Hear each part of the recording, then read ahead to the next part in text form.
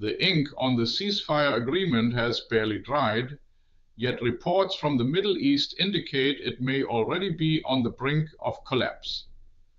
Just one day after the announcement of a truce in the Iran war, the region is witnessing a surge in mutual shelling and accusations. At the heart of renewed tensions are Israel's operations in Lebanon, which Tehran views as a direct violation of the ceasefire terms. These intense Israeli attacks, coupled with new shelling reportedly from Iran towards regional countries, and the alarming restoppage of shipping in the critical Strait of Hormuz, all threaten to unravel the fragile peace. According to the Fars news agency, Iran is now considering withdrawing from the agreed two-week ceasefire with the United States. This decision stems directly from Israeli assaults targeting Hezbollah in Lebanon. In protest against these attacks on its allied militia, Iran has also reportedly halted ship traffic through the Strait of Hormuz, a vital passageway for global oil and gas trade. This blockade directly contradicts the understanding reached with the United States. Iran's Foreign Minister, Abbas Araghtschi, conveyed a stern message on the social media platform X, stating that the agreement's conditions are crystal clear. He asserted that the United States must choose either uphold the ceasefire or continue the war. Minister Araghtschi emphasized Washington cannot have both, declaring the ball is now squarely in the United States' court. He added that the international community is watching whether it will honor its word concerning the ongoing Israeli attacks on Lebanon. The Israeli army launched significant assaults on its northern neighbor, characterizing its actions as the largest coordinated attack against Hezbollah's military infrastructure since the conflict reignited in early March. A spokesperson for the Lebanese Health Ministry reported a grim toll, at least 112 people killed and over 800 injured. The Iranian leadership views these Israeli attacks as a clear breach of the ceasefire. Pakistan's Prime Minister Shehbaz Sharif echoed this, writing on X that the ceasefire explicitly applies to Lebanon as well. However, Israel's Prime Minister Benjamin Netanyahu publicly disagreed. He maintained the ceasefire exclusively pertains to the conflict between the United States and Iran, not operations against Hezbollah.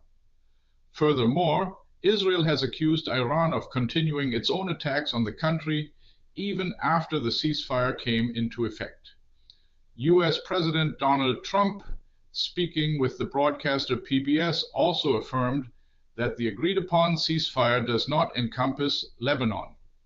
When questioned about his acceptance of the persistent Israeli attacks on Hezbollah, President Trump responded that this was part of the agreement and would be addressed later. Adding to the uncertainty, Israel's Foreign Minister Gideon Saar expressed significant doubts regarding the ceasefire's durability. In an interview, Minister Saar stated that nothing is over yet, highlighting substantial differences persist between Washington and Tehran. Initially, the international community reacted with considerable relief, urging all warring parties to secure this diplomatic success. German Chancellor Friedrich Merz articulated the goal, stating, "The aim must now be to negotiate a permanent end to the war in the coming days." Several Arab states also viewed the development positively, emphasizing solutions that address root causes. Despite renewed tensions, global stock markets reacted to the ceasefire news with a noticeable surge in prices. Crucially, new information from Iran has created ambiguity regarding when the Strait of Hormuz will once again be fully navigable.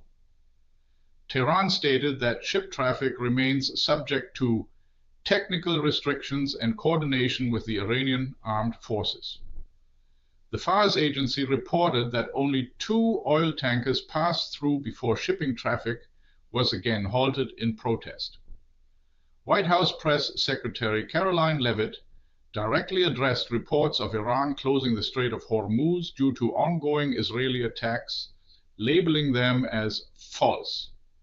Secretary Leavitt confirmed President Trump had been briefed, but underscored that what Iranian state media broadcast publicly does not align with private communications to the United States.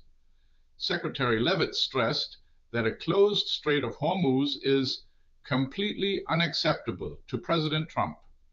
She concluded, "We have observed an increase in traffic in the strait today, and I want to reiterate the President's expectation and demand that the Strait of Hormuz be reopened immediately, quickly, and safely." The situation remains highly volatile, with the announced ceasefire seemingly unraveling under the weight of escalating regional conflict and deep-seated disagreements between the key players. What's your take on Iran war, ceasefire crumbles amid new clashes, Hormuz blockade? Share your view in the comments. Do you think this will matter in the next news cycle? This video was generated using artificial intelligence.